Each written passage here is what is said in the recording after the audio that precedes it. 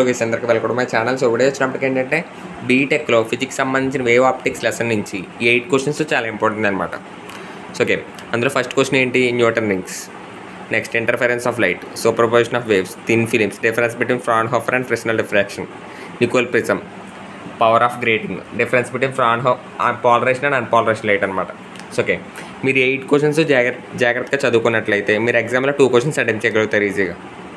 So okay, మీకు ఎగ్జామ్లో 4 questions ఇస్తారు యూనిట్ నుంచి. ఆ 4 క్వశ్చన్స్లో 1 to 1 అటెంప్ట్ చేయాలి, లేకపోతే 3, 4 అని అటెంప్ట్ చేయాలి. సో ఓకే, ఇక్కడ మీరు 8 క్వశ్చన్స్ జాగ్రత్తగా చదువుకున్నట్లయితే ఈ 8 క్వశ్చన్స్లో నుంచి 2 మార్క్స్ కింద కూడా కన్వర్ట్ చేసి అడగచ్చు. సో ఓకే, ఇప్పుడు ఫర్ సపోజ్ న్యూటన్ రింగ్స్ అనే క్వశ్చన్ 2 మార్క్స్లో ఎలా అడుగుతారంటే డెఫినేషన్ పరంగా అడుగుతాడు. డిఫైన్ న్యూటన్ రింగ్స్ అని అడుగుతాడు అంతే. అప్పుడు మీరు ఓన్లీ డెఫినేషన్ రాస్తే 2 మార్క్స్ పడిపోతాయి. కానీ 5 మార్క్స్ క్వశ్చన్ అడిగినప్పుడు మీరు డెఫినేషన్ రాసి దానికి సంబంధించిన డయాగ్రామ్ వేసి దానికి సంబంధించి ఏదో ఒక మ్యాటర్ రాయాలి ఖచ్చితంగా. అప్పుడే మీకు 5కి 5 పడతాయి.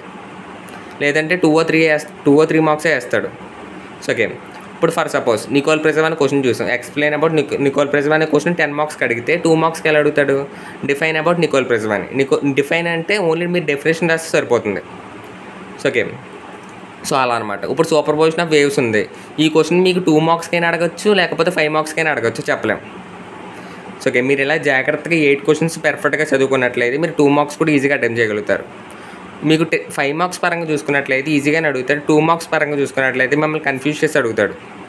సో ఓకే, ఈ ఆన్సర్లో నుంచి ఫర్ సపోజ్ థిన్ ఫిలిం అనే ఆన్సర్లో నుంచి దానికి ఏదో క్వశ్చన్ కింద కన్వర్ట్ చేసి అడుగుతాడు. అలా మిమ్మల్ని కన్ఫ్యూజ్ చేసి అడుగుతాడు అనమాట. సో ఓకే, అందుకే మీరు 8 క్వశ్చన్స్ పర్ఫెక్ట్గా చదువుకుని ఎగ్జామ్కి వెళ్తే కనుక 2 క్వశ్చన్స్ ఈజీగా అటెంప్ట్ చేయగలుగుతారు. సో ఓకే, సో అదనమాట. So thank you.